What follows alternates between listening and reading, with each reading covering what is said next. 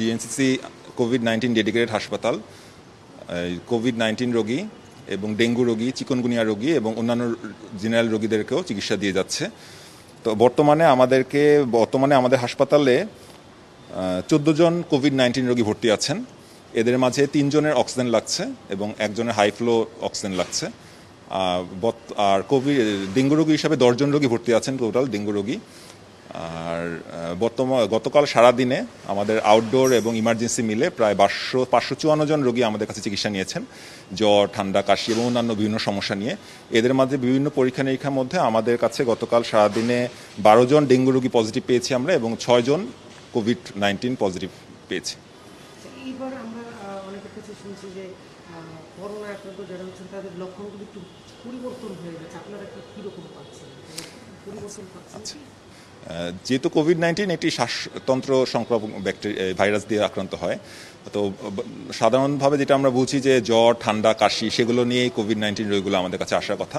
তো বর্তমানে তাই হয়তো আসছে, কিন্তু কিছু তো পরিবর্তন আমরা দেখছি। তা হচ্ছে যে জ্বরের সাথে কারো হয়তো তত তীব্র জ্বর আসছে না, বা জ্বরের সাথে কাশির চেয়ে বেশি বরং হচ্ছে গিয়ে জ্বর, শরীর ব্যথা, অন্যান্য ভাইরাস জ্বরের যে উপলক্ষগুলো সেগুলো নিয়ে অনেকে আসছেন। ফলে অনেক সময় আমাদের কাছে ডেঙ্গু অথবা ডেঙ্গু রোগেও যেরকম হয় যে জ্বরের সাথে শরীর ব্যথা থাকে অনেক বেশি, এগুলো নিয়ে মিললে আমাদের কাছে আসেন। তো জ্বর, সর্দি, কাশি এগুলোর সাথে এমনভাবে মিশে যাচ্ছে অনেক সময় ডেঙ্গু নাকি করোনা সেটা আমাদের সাথে বুঝতে একটু কষ্ট হয়ে যাচ্ছে। তখন আমাদের পরীক্ষা নিরীক্ষা ছাড়া আসলে এটা বলা সম্ভব হচ্ছে না।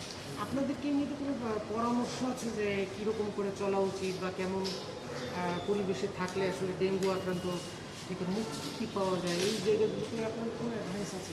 আচ্ছা, এটা খুবই গুরুত্বপূর্ণ একটা প্রশ্ন করেছেন। বর্তমানে আসলে এই বছর ডেঙ্গুর প্রাদুর্ভাবটা একটু বেশি হবে, এটা আমরা আগে থেকেই প্রেডিক্ট করতে পেরেছিলাম। কারণ এক নাম্বার দেখছেন যে গরম আবহাওয়া, সাথে হচ্ছে গিয়ে বৃষ্টি, এই দুটোই হচ্ছে গিয়ে ডেঙ্গু রোগের যে মশা তার প্রজননের জন্য আদর্শ পরিস্থিতি এখন। এবং বর্তমানে এখন যে জুন মাস চলছে, এখন থেকে ডেঙ্গুর সিজন শুরু হয়ে গেছে বাংলাদেশে। বর্তমানে অন্য বছরের মতো এবছরও এই মাস থেকে প্রচুর পরিমাণে ডেঙ্গু রোগী বাড়া শুরু করবে। তো ডেঙ্গু রোগের প্রাদুর্ভাবের প্রধান প্রতিরোধ হচ্ছে গিয়ে মশা থেকে বাঁচা। তো মশা থেকে বাঁচার জন্য প্রথমত মশার প্রজননের ক্ষেত্রেও আপনাকে নষ্ট করতে হবে বাসার। এবং এখন যেটা হচ্ছে, ঈদের একটা লম্বা ছুটিতে দেশের শহরের একটা বিশেষ বড় অংশের মানুষ গ্রামের বাড়িতে চলে গিয়েছিলেন।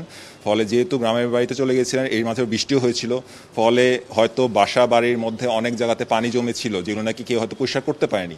ফলে এই সময়ের মধ্যে ডেঙ্গু মশা অবশ্যই ওখানে বংশ বিস্তার করেছে।